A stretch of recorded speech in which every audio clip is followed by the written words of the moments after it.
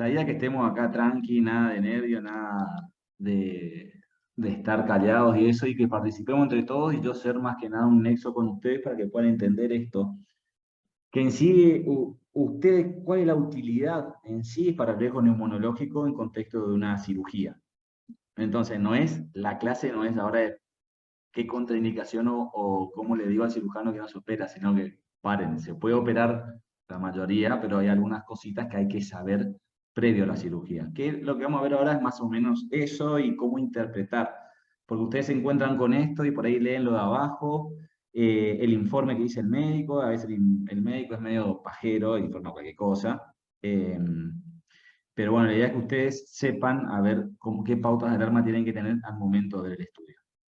Por lo general, el riesgo neumonológico, yo trabajo en la provincia de Corrientes, en la ciudad de Goya, usamos el score de Torrington-Henderson, por ejemplo, para el riesgo, más tarde vamos a ver, donde uno de los puntos que tomamos es la espirometría, ¿no? Que por eso es lo que vamos a ver.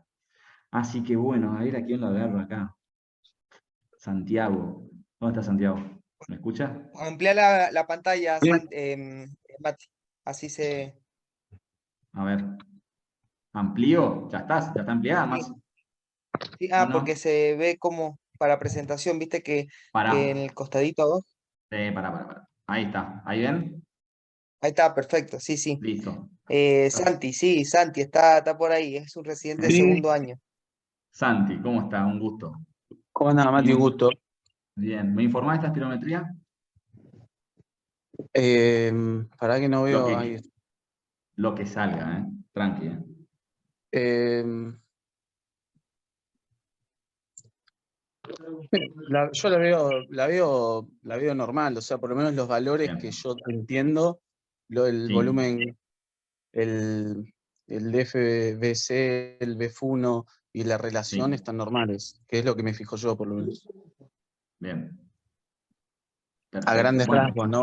Obviamente por está ahí hay bien. cosas más específicas. Bueno, yo entonces lo que te puedo contar, y a tus compañeros también, por ejemplo, te lo hago como un cuentito. Es un paciente, mirá lo que miro, ¿no? Ahí voy marcando. Es un paciente varón de 58 años de edad, caucásico, con un BMI de 29, con antecedentes actuales de asma, ¿sí? Que al momento del estudio no refiere ni disnea, ni tos, ni sibilancias. Es tabaquista, 35 pack years, dejó hace 15 años y está como con su medicación habitual, budesonide formoterol. Como una notita que dice pretest, el paciente asiste broncodilatado, ¿no? Bueno. Lo segundo que tengo que ver son los gráficos, a ver si los gráficos cumplen, que ahora más tarde vamos a ver lo que son criterios de aceptabilidad y repetibilidad. Me tengo que fijar esto, que cumplan unas cositas que ahora más tarde lo vamos a decir. Y por último, a modo de que lo que ustedes lo único que tienen que saber son estos tres puntos: la FBC, el BEF1 y la relación. ¿Bien? Entonces, fíjense que primero vemos los datos antropométricos, después la curva y por último los valores. Como dijo Santi, el estudio está normal. ¿Por qué? Primero lo que hay que mirar en los números es la relación, es decir, el BEF1 sobre el FBC. Lo que vamos a ver, donde dice la columna de actual, vemos que dice 69. Para un límite inferior de la normalidad de 66. ¿Qué quiere decir eso? Que todo número de 66 para arriba no indica obstrucción, de 66 para abajo sí indica obstrucción del aire. ¿Bien? Es el viejo llamado índice de Tifenot. Como bien dijo Santi, fíjense que el actual está a 69, es decir, por encima de 66, por lo cual no hay una enfermedad obstructiva presente. ¿Bien? Lo único que se podría ver acá es una caída de grado leve del BEF1, ¿sí? Este paciente, la curva tiene a ver si tengo un marcador acá. Me pongo loco. A ver, paren.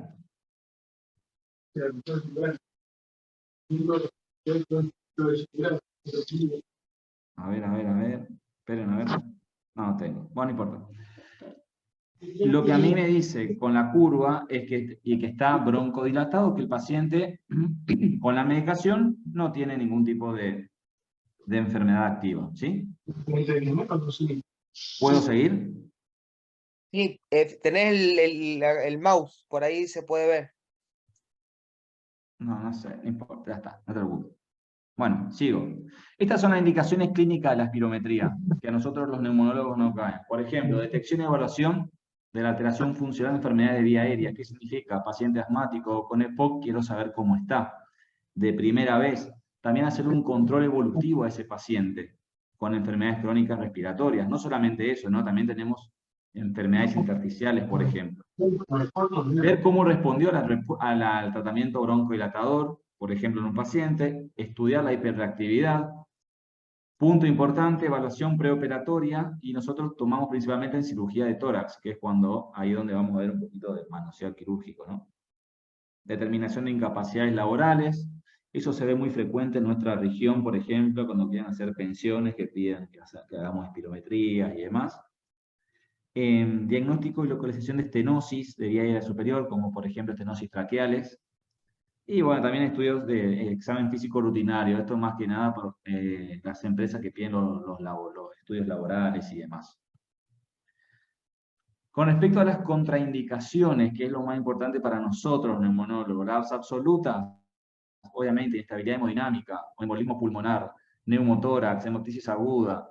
Estos pacientes no van a ir nos los van a mandar ustedes, por ejemplo, está internado y está con una angina inestable, no lo van a mandar a hacer un riesgo neumonológico. Primero tiene que establecer, estabilizarse de la patología actual y después se puede hacer. ¿Cuáles son las contraindicaciones absolutas? Las que ustedes están leyendo acá. Con respecto a las infecciones respiratorias activas, tuberculosis, por ejemplo, los pacientes se pueden hacer igual la espirometría, salvo que vamos a usar un filtro, que eso lo tenemos nosotros. ¿Está bien?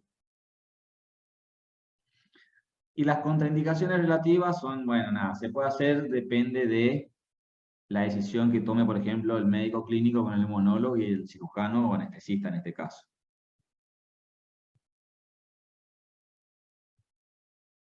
Nosotros para hacer la espirometría contamos con un aparato en donde nosotros lo que medimos es flujo de aire, ¿sí? Y si se acuerdan, yo la verdad no me acordaba, en los primeros años de la carrera nos habían dado las leyes de los gases y demás, y sabemos que un gas que está con una temperatura determinada y pasa a otro ambiente donde la temperatura es menor, el gas se va a contraer, por lo tanto la medición no va a ser la correcta.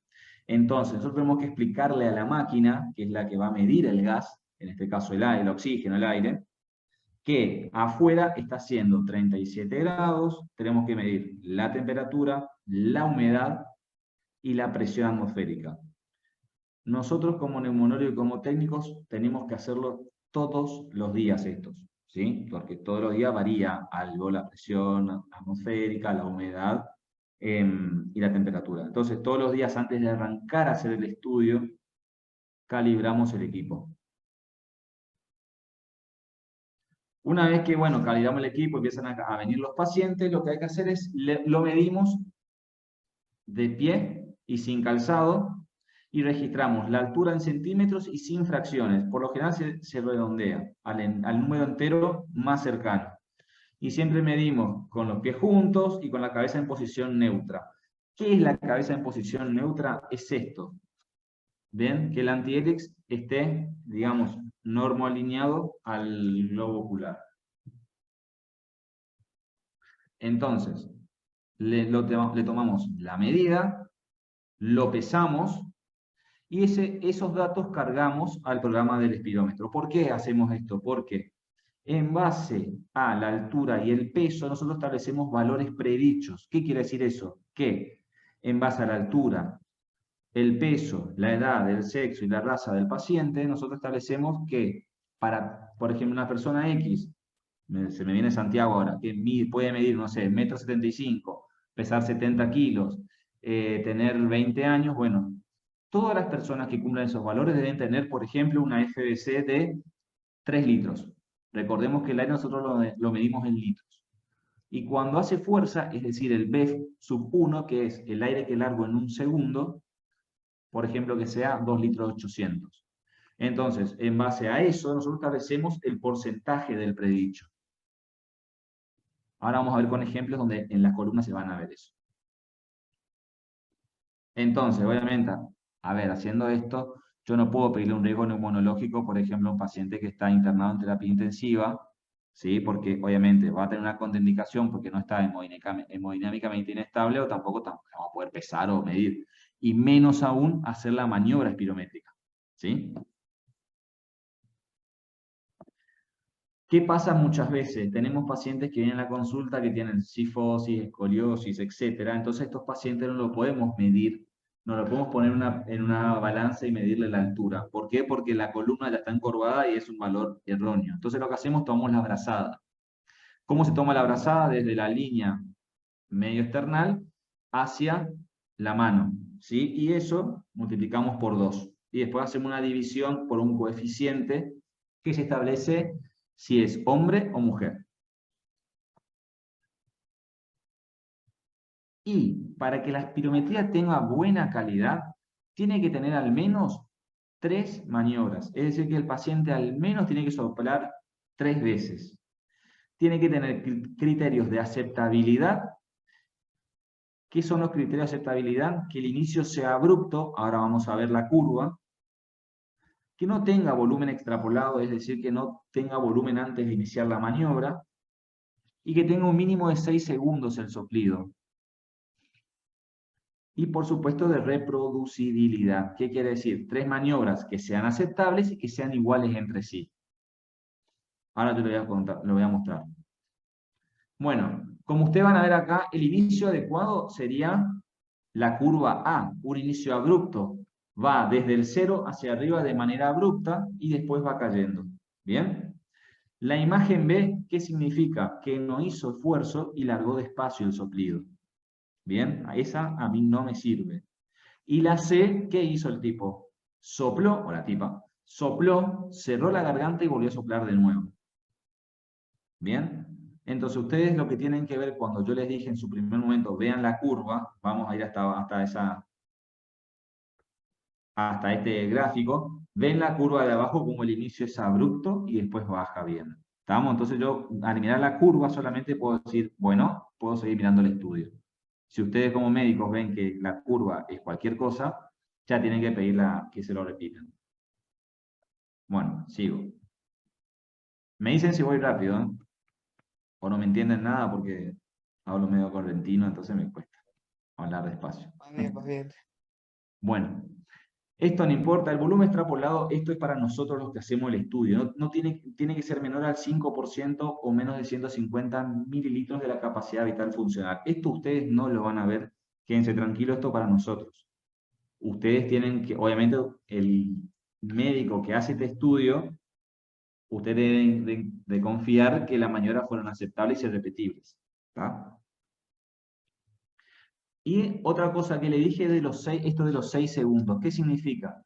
Que para el estudio sea aceptable tiene que soplar al menos 6 segundos el paciente, tal como figura el gráfico de la letra D. ¿Sí? Fíjese que en el eje de ordenadas el tiempo expresado en segundos va de 0 a 10 y la persona acá sopló aproximadamente 9 segundos. Eso está bien. Los otros gráficos no están bien porque no llegan a los 6 segundos. Entonces el estudio no es aceptable. Que eso sí lo habíamos visto en el primer gráfico que lo describimos con Santiago, que sopló más de 6 segundos el paciente.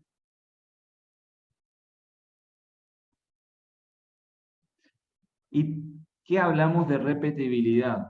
Que las maniobras seleccionadas sean iguales. Esto no importa para ustedes los conceptos, porque esta clase también a veces la doy para los residentes de neumonología, que no tiene que variar más de 150 mililitros entre cada maniobra. Pero yo le voy a mostrar, porque separé acá en una... Se lo voy a mostrar, guarden un segundito que me fijo. Acá, a ver. ¿Ven ahí? Sí, se ve bien. Bueno, fíjense que abajo, este es mi programa de espirometrías, ¿bien? Fíjense que si yo voy destildando, van desapareciendo las curvas, ¿lo ven? ¿Sí? Yo voy a seleccionar esta curva y fíjense que con la que seleccioné es similar. ¿Está? con las otras que también son similares. ¿Bien? Como voy apareciendo y todas se sobreponen, se superponen. ¿Lo ven? Sí, sí. Bien. Fíjense que si yo agrego otra, por ejemplo esta, no me sirve, no es repetible. Y tampoco es aceptable porque no tiene un inicio abrupto, por ejemplo. ¿Sí? Entonces, si yo informo con esta maniobra, con esta y con esta, estoy informando cualquier cosa, porque el paciente sopló en distintas oportunidades y no son repetibles las maniobras. En cambio, con esas maniobras que yo le estoy mostrando, sí puedo hacer un informe. ¿Bien? Ahora, volviendo a esto, a la clase, es lo que le estoy diciendo, ¿ven? Si yo elijo, fíjense el dedo para abajo, inicia en cualquier momento, no cumple con los criterios, uno sopla 8 segundos, otro sopla 4, otro sopla 6, ¿bien? Distinto a la de abajo, que todos más o menos soplan lo mismo, llegan al plató a los 6 segundos, y todas cumplen que son con inicio abrupto. ¿Está? Obviamente tenemos pacientes muy difíciles también, no es fácil hacer una espirometría. Uno dice un estudio medio boludo, no es para nada boludo porque hay que hacer fuerza y hay que entender la maniobra. Entonces, si el paciente no cumple con los criterios de repetibilidad, yo tengo un máximo de hacer hasta 8 o 10 maniobras o hasta el agotamiento. Imaginen que un paciente esté soplando 15 veces con fuerza y... no, de momento que se cansa. Entonces, lo que hacemos los médicos es informar que no cumple criterios de aceptabilidad y repetibilidad, y que se informe en base a las mejores maniobras. Bien, pero bueno, el médico tiene que estar seguro de lo que está informando ahí porque después el paciente, por ejemplo, se va a operar. ¿Cuáles son los artefactos frecuentes en las curvas? El inicio abrupto está perfecto, vertical, pero después en el punto 3, fíjense que hay una interrupción súbita. Eso es, por lo general, cuando la inspiración comienza mucho antes. ¿Qué significa? Le faltó sacar aire. ¿Sí? Tenía que seguir sacando el aire. Esto, el paciente sopla bien, perfecto, pero después de la nada tomó aire de nuevo. Se inhabilita la maniobra. Tiene que seguir soplando el paciente. 6 segundos mínimo. Esas oscilaciones que ustedes ven en el gráfico de la izquierda es, por ejemplo, cuando hay tos. Si se detecta tos en el primer segundo, se inhabilita la maniobra. Y eso que ustedes ven del lado derecho de la curva volumen-tiempo son cierres glóticos. ¿Qué hace el paciente? Abre y cierra la garganta. Es muy frecuente.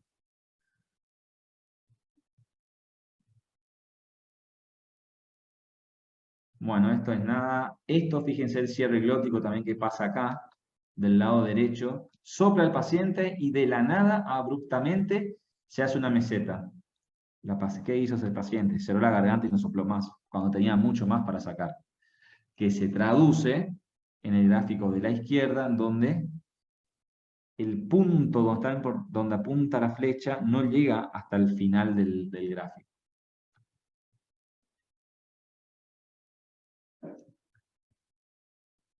Bien, esto es fuga, esto el paciente no cerró bien la boca o está soplando mal. Esto es cuando se obstruye la boquilla. Por ejemplo, el paciente tiene una prótesis, hay que decirle a todos los pacientes que al hacer la espirometría se tiene que sacar la prótesis, si no obstruye la salida del aire. Y esto también me gustaría que lo guarden, después le paso la clase a Marce. El tema de la suspensión de fármacos, porque los pacientes, por ejemplo, la idea es, quiero saber, ¿para qué estoy haciendo el estudio? ¿Para saber si tienen la enfermedad o para controlar la evolución del tratamiento que yo hice? Si yo quiero saber que tiene la enfermedad, entonces tengo que hacer una espirometría sin medicación. Entonces tengo que preguntarle al paciente, señor o señora, ¿qué está tomando? Bueno, tomo salbutamol, listo. 6 horas antes del estudio, me suspende el broncodilatador. ¿Sí? Pero para la prueba de reacción bronquial tiene que hacerlo mínimo 8 horas. Entonces, ¿qué hacemos? ¿Qué le decimos nosotros al paciente? El salbutamol lo suspende la noche anterior. Listo. Entonces, al otro día de la mañana, el paciente se puede hacer el estudio. Después tenemos el formoterol, el dacaterol. Fíjense cómo varían las horas, ¿no? Para hacer una prueba broncodilatadora, tenemos desde 48 horas a una semana. ¿Qué le decimos nosotros? Mínimo 48 horas que suspenda la medicación broncodilatadora para hacer el estudio. ¿Está bien? Fíjense otra cosa, los beta bloqueantes pueden incrementar la respuesta. Ahí está un poco discutido con los cardiólogos qué hacer. Por lo general se suele bajar un poco la dosis, nada más. Y obviamente el paciente, que no se vale tomar un café o un té antes de hacer el estudio. Siempre esto, cuando va a hacer el estudio el paciente, le damos toda una lista de las cosas que puede hacer y que no. Para la prueba broncodilatadora, ¿qué hacemos? Primer paso, juntar 3 maniobras pre-broncodilatadoras que cumplan con criterios de aceptabilidad y repetibilidad. Una vez que tenemos las 3 maniobras, al paciente le administramos 400 microgramos de salbutamol, es decir, 4 PAF. Recuerden que por cada PAF se eliminan 100, se otorgan 100 microgramos de salbutamol. Esperamos 15 minutos y repetimos la maniobra espirométrica. Y volvemos a buscar 3 maniobras aceptables y repetibles. Y para que sea positivo el estudio o la prueba broncodilatadora, tiene que haber un aumento del 12% y de 200 mililitros en el BEF1 o en la capacidad vital funcional. ¿Sí? Por ahí eso es lo que suele confundir. Es 12% y 200 mililitros. Van de la mano, no es una cosa o la otra, son las dos juntas. Donde se puede ver el cambio es o en el BEF1 o en la capacidad vital funcional.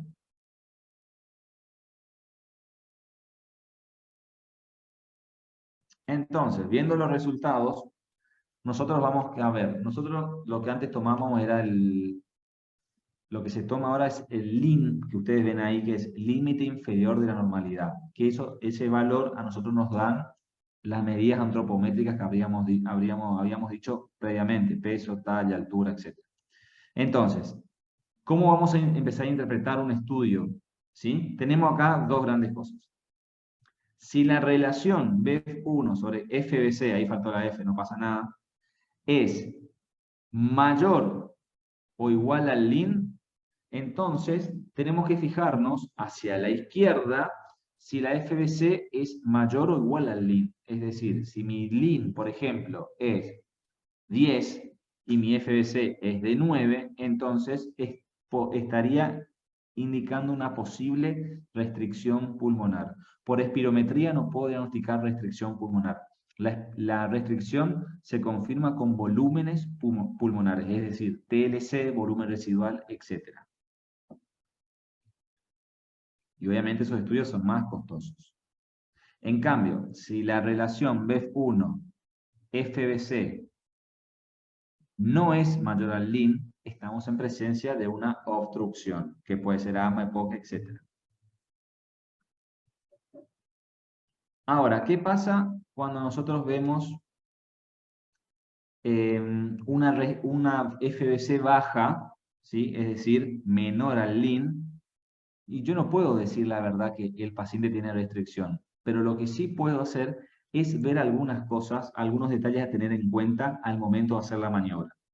Por ejemplo, que habla del pseudo descenso de la FBC y que son corregibles. Por ejemplo, la obesidad.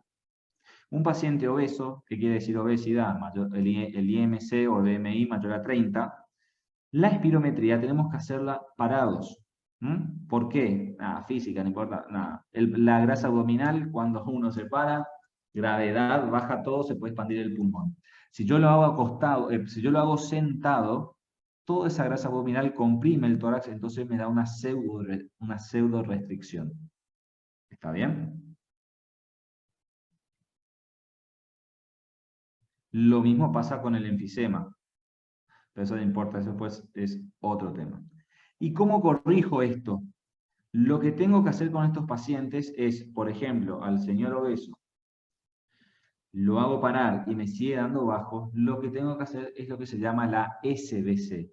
En inglés, Slow Vital Capacity, que es capacidad vital lenta.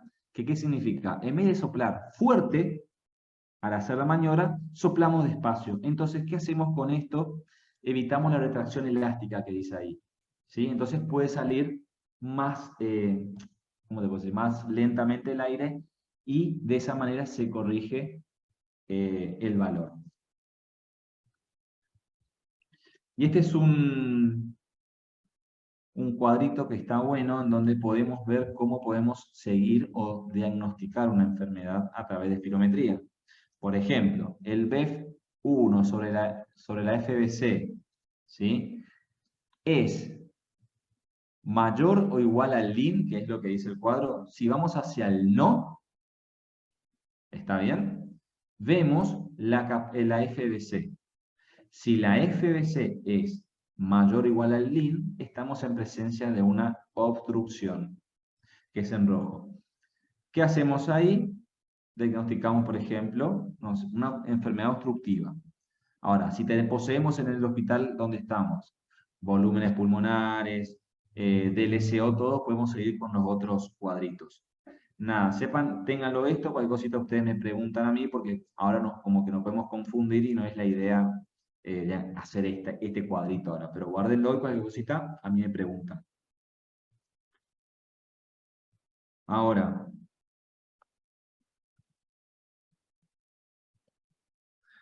¿está Mauro por ahí?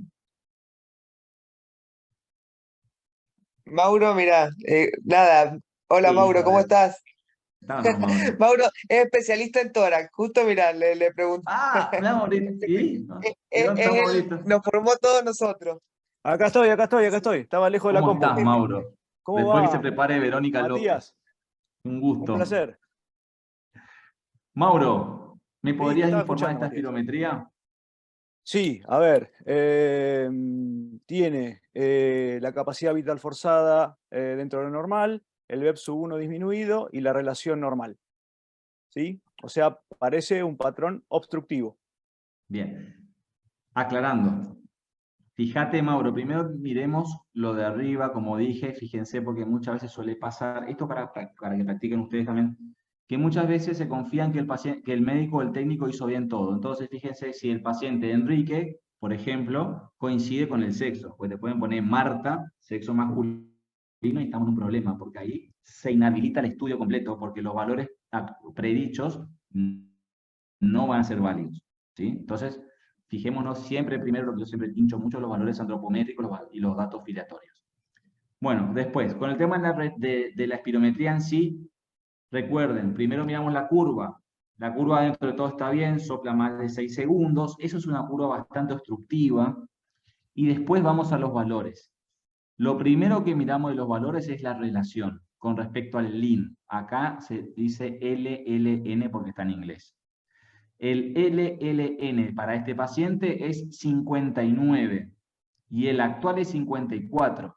Entonces, si está por debajo del LIN, recordemos que es una alteración ventilatoria de tipo obstructiva. Después que miramos eso que es obstructiva, tenemos que determinar el grado de obstrucción. ¿Cómo hacemos eso? Mirando el BEF1, 61%. ¿Bien? Ahí vamos al porcentaje del predicho. Entonces, para relaciones miramos los valores actuales. Y para determinar el grado de obstrucción miramos el porcentaje del predicho del BEF1. En este caso, 61%. Eso es una disminución de grado moderado. Esto no lo puse, me olvidé, pero les voy a decir los grados. Menos de 80 es leve. De 69 a 60 es moderado.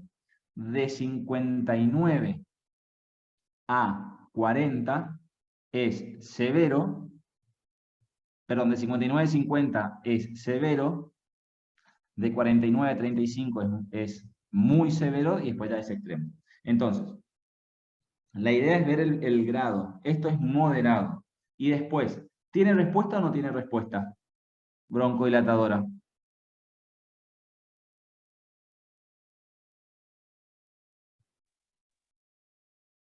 No tiene respuesta broncodilatadora, porque si se fijan los valores actuales del BEF1 es 1 litro 320 y el post broncodilatador 1 litro 360. No hay un cambio de 200 mililitros. Entonces ya directamente ni miro el porcentaje de cambio, porque recuerden que es 200 mililitros de cambio más el 12%. Acá no cumple ninguno de los dos criterios. Seguimos con otro ejemplo. Si me deja la computadora. Bueno, doctora López.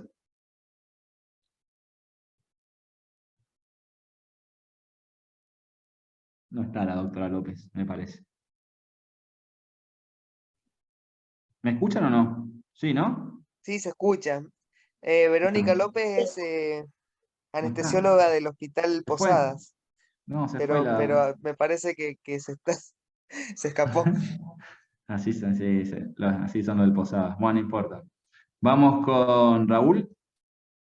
Raúl, Raúl es médico anestesiólogo del grupo donde trabajo. Vamos, ¿Dónde Raúl. está? ¿Está Raúl? O Selene. Selene. Es del Dale, Hospital de Selene. Clínica. La tuvimos de alumna, Mati. Ah, ¿sí? Sí, sí. Algo habremos hecho bien. Sí, es residente de segundo año. De Bien, tercer año, Selene. perdón.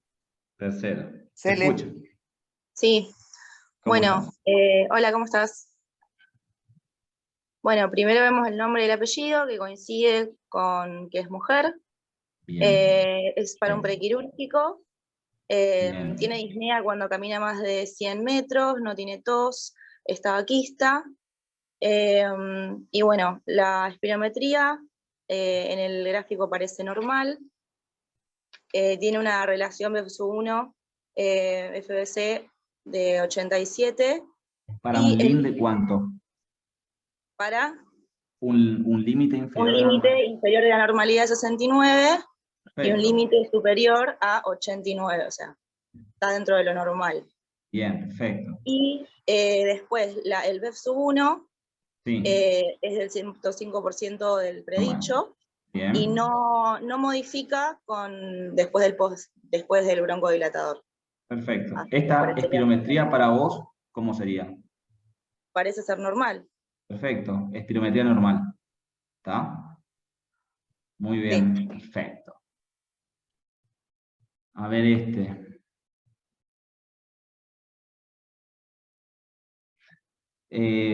Marce, a ver este vos. Jugate.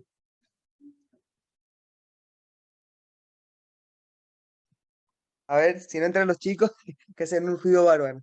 A ver, bueno, los datos filiatorios, Palacio, parece que son Rosa, es adecuados. rosa. Sí, está, es rosita es.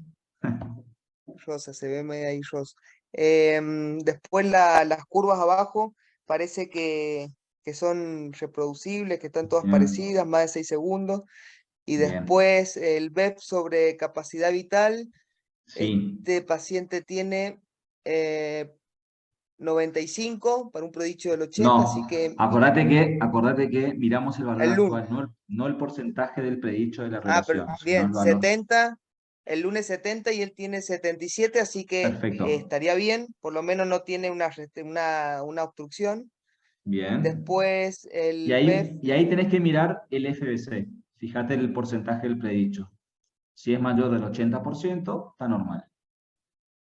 bien, el porcentaje del predicho tiene 100%, Listo. está normal, Está normal. así que Y sería tienen, normal. exacto.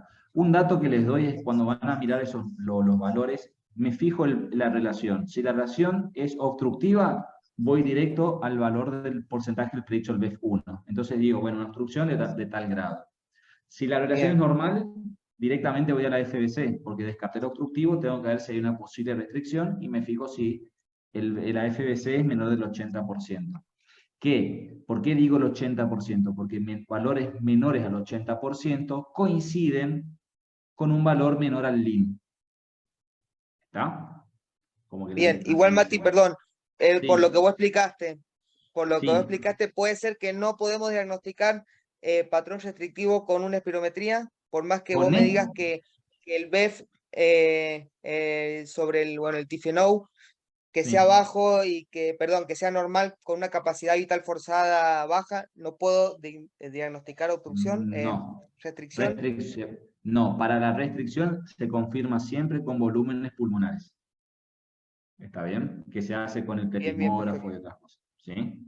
No puedo yo como neumonólogo decir con estos valores solamente el paciente tiene una restricción. ¿Sí? Bueno, después, esta. a Tristán. Tristán, residente de Buenas. primer año del hospital. ¿Cómo está Tristán? Un gusto. Gracias por la clase. Igualmente. No, Bueno, nada. estamos ante Sergio Gilman, un paciente diagnosticado con EPOC y que tiene disnea después de actividad severa.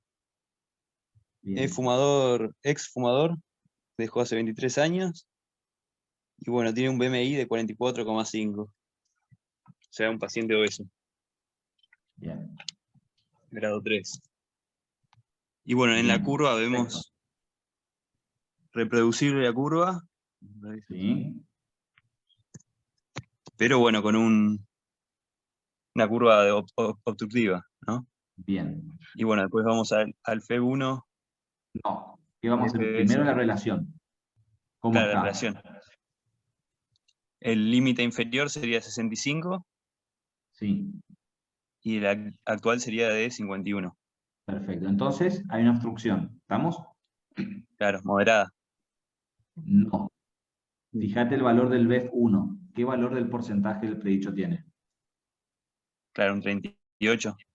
Claro, eso es Grave. es una obstrucción grave. ¿Estamos? Está. O severa. Perfecto. Viste que realmente está más grave. Severo es como una traducción de inglés eso, pero bueno. Y después la FBC, ¿cómo está?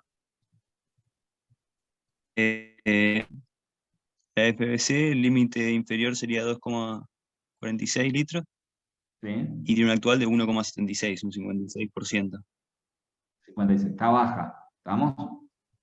Bajo. Y fíjate que este técnico que hizo el estudio estuvo muy bien, estuvo vivo y le hizo la lenta. Acordate que es un paciente obeso y puede dar falsa restricción, ¿sí? Y fíjate que la SBC al paciente al hacerla la maniobra lenta se va de un 56% a un 72%. ¿Sí? Claro. Datos, como Sí. para que puse esto como para que lo vean, ¿no? Cómo se modifica. Uno piensa, tiene un 50% de restricción pulmonar. No, por empezar una restricción y por empezar otra cosa, el paciente había que hacer la maniobra lenta para que vean cómo aumenta. ¿Estamos? ¿Y Está bien. tiene respuesta o no tiene respuesta?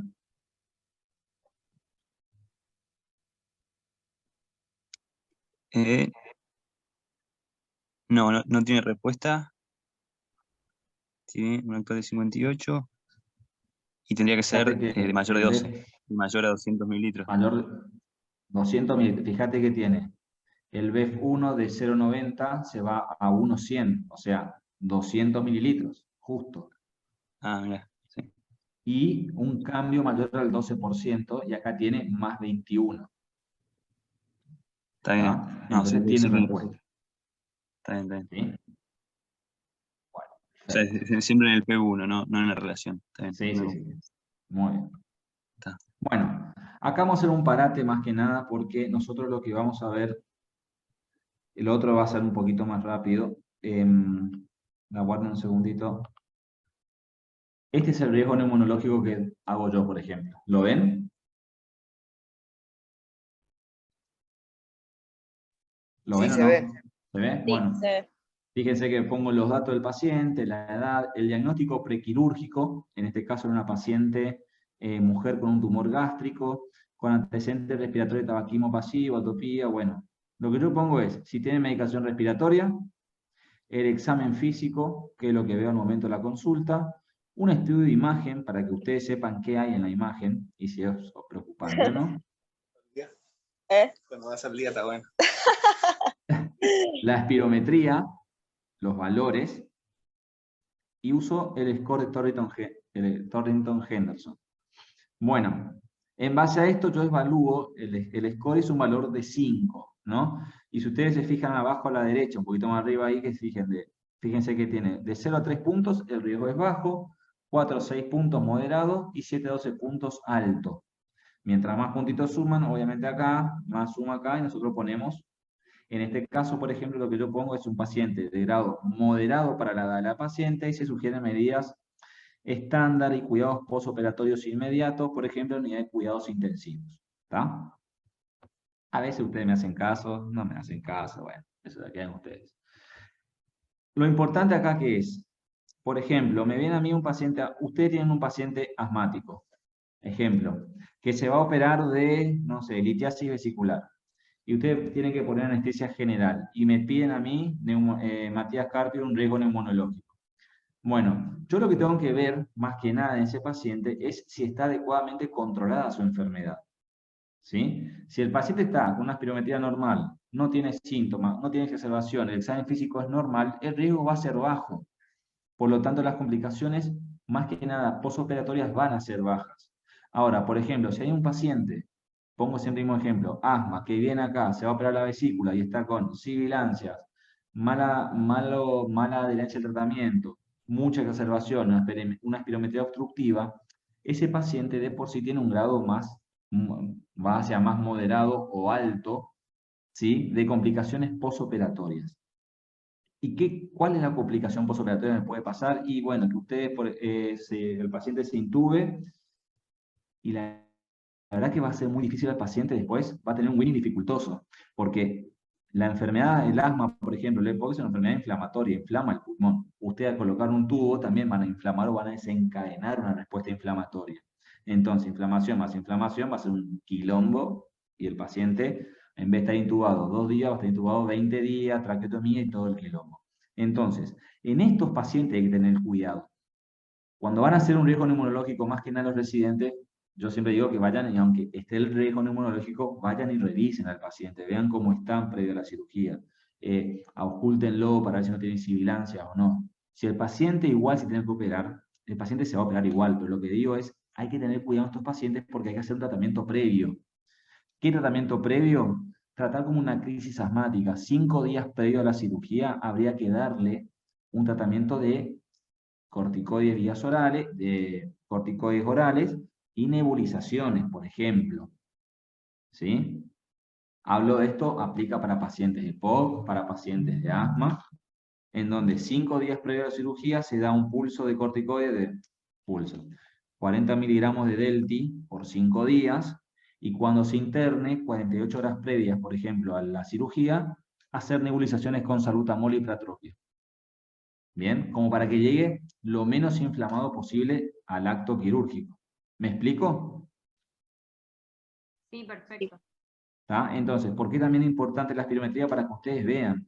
Porque siempre pasa que, no siempre, pero la mayoría de las veces, ustedes ven la espirometría y dicen, bueno, obstrucción grave, pero abajo pone el riesgo normal para la edad. Nada, a este paciente, si la espirometría está dando un BEF1, si está dando obstructivo con un BEF bajo, es decir, por ejemplo, un grado moderado o severo, y, o casualidad, se van a revisarlo, está lleno de sibilancia y se opera el otro día. No, ese paciente no se puede operar el otro día. Mínimo 5 días de tratamiento, como yo les dije. ¿Me explico? Sí, sí. Sí, ¿Sí? Sí, Esto aplica perfecto. para cirugías programadas. Viene un politrauma y bueno, hay que operarlo. Ya está, ¿qué vamos a hacer? Riesgo-beneficio. ¿Estamos? Otra cosa, Perfecto.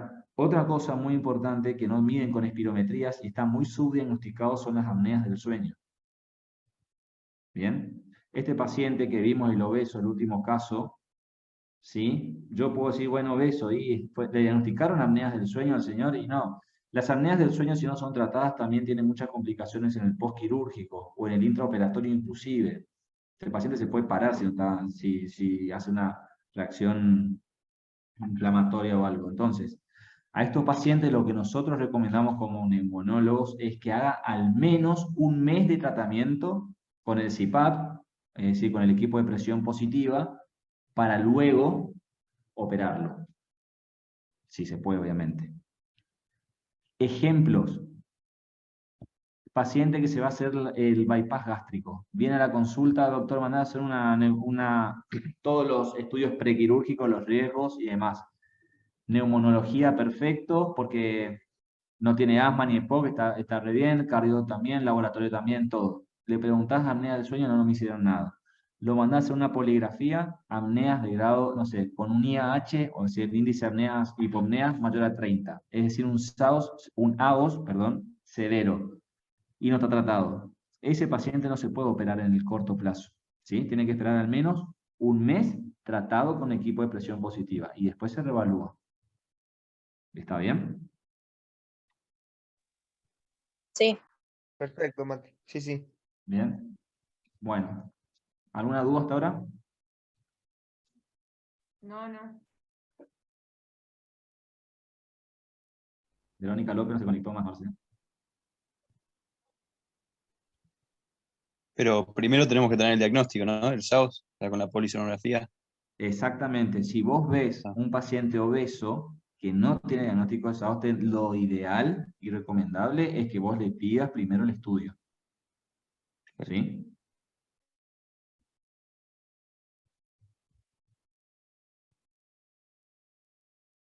¿Me escucharon? ¿Sí, no? Sí. Sí, sí, Si perfecto. sospechamos, por ejemplo, en un paciente obeso, como por ejemplo, deberíamos pedirle una polisomnografía como para descartar el SAOS y en el caso de que lo tenga, que haga un buen tratamiento para que llegue bien a la cirugía. Exacto. No polisomno, porque polisomno estamos hablando de actividad neuronal. Entonces, polisomno se utiliza, por ejemplo, para pacientes que pensamos que tengan epilepsia y apnea del sueño. Poligrafía, solamente poligrafía. Perdón, Nosotros, Matías. Mati, Sí. Perdón, no. Sí, sí, No, Mauro. que nosotros usamos un pretest en los obesos Eso. antes de pedir hacemos el stop y el bang El stop clínicamente bang. de acuerdo a eso. perfecto, perfecto. Eso, si lo hacen, perfecto. Excelente. Ese también lo que pueden hacer es usar la escala de Edwards, que es el tema del paciente se puede quedar dormido en tales situaciones, tantos puntos, alto índice, altas probabilidades de tener apnea del sueño. El stop bang está perfecto. Yo de por Sí, sí, porque la apnea del sueño es un predictor importante que tenemos en cuenta como ventilación e intubación dificultosa. exacto, Entonces, lo hacemos en los obesos medio de rutina. Si ronca, si tiene sueño en la mañana y demás. Porque es un predictor importante para nosotros, ¿sí? Para tener una vía aérea dificultosa. perfecto.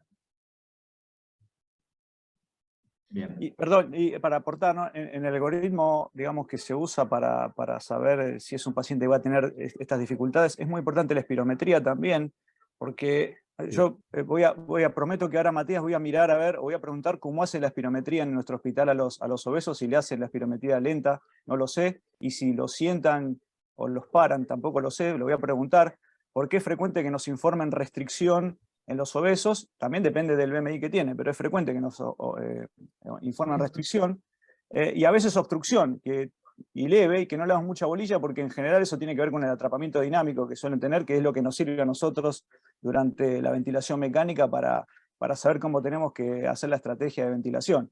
Así que Exacto. bueno, voy a averiguar todo eso y me parece muy buena información. Sí, exacto. Lo que hacemos con la maniobra lenta es evitar ese atrapamiento dinámico. Es lo que estábamos hablando, ¿viste? Entonces uno dice, bueno, e inclusive en el coeficiente BF1 sobre FBC, muchas veces te puede decir, no tiene obstrucción, pero si lo hago la lenta, es decir, aumento el denominador, el valor del coeficiente me va a dar menor. Inclusive suelen aparecer enfermedades obstructivas y lo único que había que hacer era al paciente obeso, por ejemplo, pararlo o hacerle la maniobra lenta. ¿Sí? Bien. Después, el tema del test de la marcha, ven la presentación ahí, ¿no? Sí. Sí, se ve, Bueno, Mati. test de la marcha, esto va a ser un poquito más rápido. La verdad que esto no lo utilizamos mucho para prequirúrgico o para más que nada para subcampos, sino más para nosotros, para evaluar la respuesta global de todos los sistemas involucrados durante un ejercicio, ¿sí? Pero no provee información específica del aparato cardiovascular o del aparato respiratorio o del aparato muscular, por ejemplo, ¿sí? Refleja la capacidad funcional para actividades físicas diarias y provee ¿qué? Información funcional de respuesta terapéutica y pronóstico en pacientes con enfermedades respiratorias y cardíacas. Se me traba todo. Ahí está. Las indicaciones, medición de una respuesta ante una intervención quirúrgica. Ejemplo, tengo un paciente con EPOC que le voy a indicar un tratamiento, entonces hago un test de la marcha previa y un test de la marcha posterior y veo si recorrió más o menos metros o si bajó o no la saturación, que ahora vamos a ver. Medición única del estado funcional, una sola vez, o predictor de mortalidad. No determina, la limitación del estudio de esta es que no determina el consumo de oxígeno, no diagnostica la causa de la disnea con el ejercicio y no evalúa las causas o mecanismos de limitación del ejercicio. ¿Está bien? Recordemos que el test de la marcha es un test derivado del test de Cooper, ¿sí? El test de Cooper es un test de 12 minutos, a mí me lo hacían en la secundaria, nunca lo aprobé, pero bueno. Y esto es algo más ajustado a la parte médica. Las indicaciones, acá tenemos algunas, por ejemplo, en trasplantes, en resecciones, ¿sí? Todo lo que son rehabilitación pulmonar, pacientes con COVID ahora nuevamente, yo lo estoy usando como seguimiento. También para pacientes con enfermedades como claudicación intermitente, fibrosis quística, insuficiencia cardíaca, entre otras. Contraindicaciones tenemos absolutas y relativas. Las absolutas son similares a la de la espirometría. No vamos a hacer a un paciente que se infartó en la primera semana ningún estudio. Repose tranquilo en su casa, ¿sí? Por ejemplo, ¿no? Tenemos varios ahí que después lo pueden ver. ¿Cómo realizamos la prueba? Necesitamos al menos un pasillo de 30 metros que esté señalizado cada 3 metros y tiene que girar el paciente, tiene que ir de un extremo a otro y en cada extremo girar. Entonces eso debe marcarse con 2 conos. Necesitamos tener el cronómetro, los conos, una planilla para anotar los metros, un saturómetro y en caso de que el paciente que hagamos con oxígeno, también necesitamos oxígeno.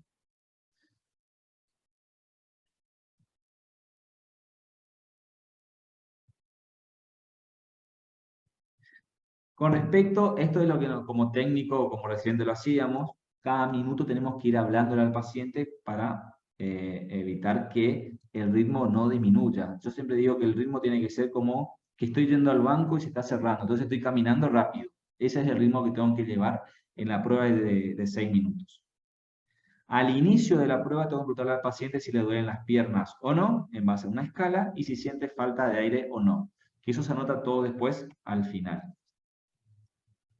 Cuando interrumpimos la prueba, frente a dolor torácico, disnea que no aguante el paciente, marcha titubeante, es decir, mareos, o sudoración, pero sudoración profusa, no una sudoración tranqui, ¿no?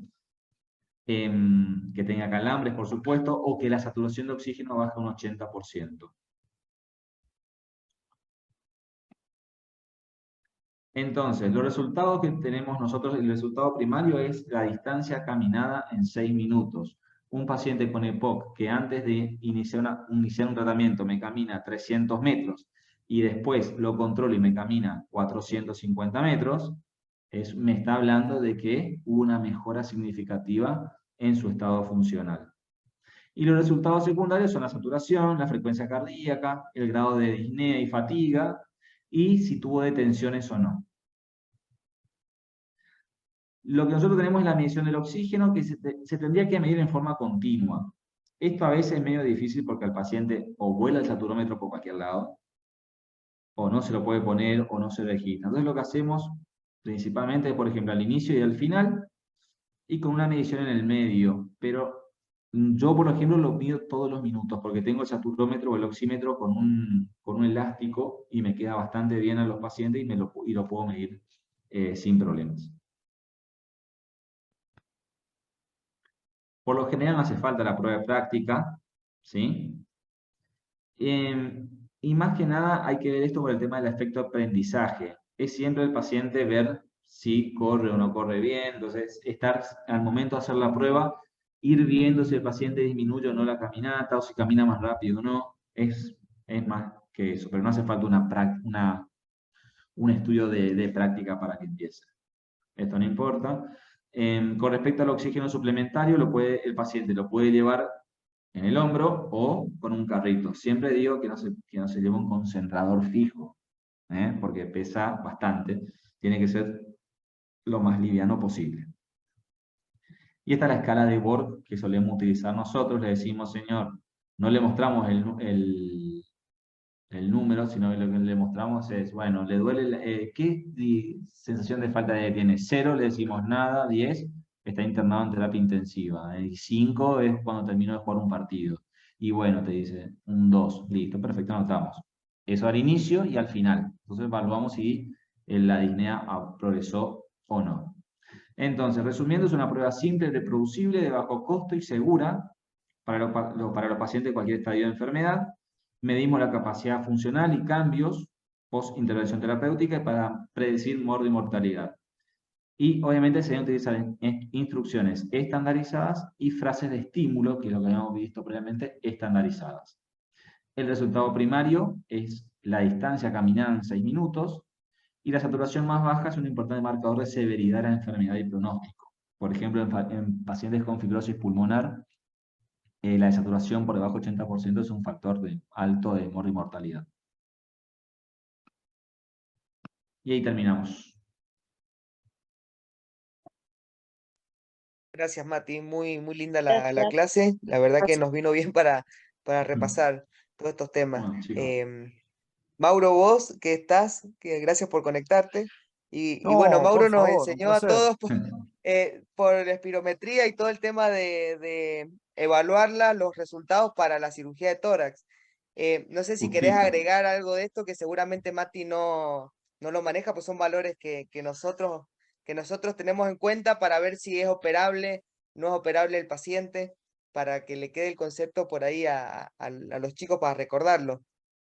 Bien, primero que nada, gracias Matías, porque aprendí un montón de cómo leer la espirometría. Yo leía muchísimo menos, así que muchísimas gracias. No, de nada. Voy a mirar con mucho más detenimiento las espiro y voy a hablar con los neumonólogos del hospital porque me interesa mucho saber cómo le hacen a los obesos la espirometría. Capaz que lo hacen así y yo no lo sé. Bien. Después, en cuanto al test de la marcha, la verdad es algo que en los protocolos de resección pulmonar se usa porque, como decías vos, es muy costo efectiva. Antes de hacer un consumo de oxígeno, bueno, las obras sociales y eso no lo autorizan con facilidad y tenés que justificarlo mucho, es un paso previo a pedir un consumo de oxígeno, y si te da normal y dependiendo del B1 que tenga, digamos, te podés quedar con eso solo para resecciones chicas, qué sé yo, una semitectomía o lobectomía. Capaz que si el BEPS1 no está tan malo, con eso solo te alcanza para saber cómo está la capacidad cardiorrespiratoria. Pero Bien. bueno, sí, en ese sentido es algo que por lo menos en el hospital nuestro se utiliza. Así que bueno, nada, espectacular, la verdad muy buena la charla, Matías. Bueno, me alegro que te sirva. Cualquier cosa, yo le voy a pasar a Marce mi mail o mi teléfono y me preguntan lo que sea. No hay ningún problema.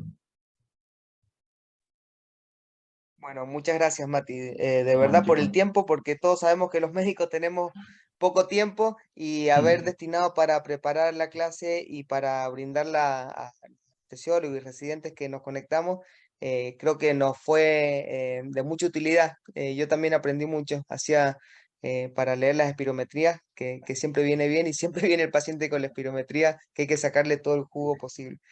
Bueno, gracias por conectarse. Nos vemos el lunes. Adiós. Chao, Mati. Muchas Chao, gracias. chao. Muchas gracias. Muchas Un gracias, abrazo Matías. grande. Muchas gracias, chicos. Chao. Gracias, muy bueno.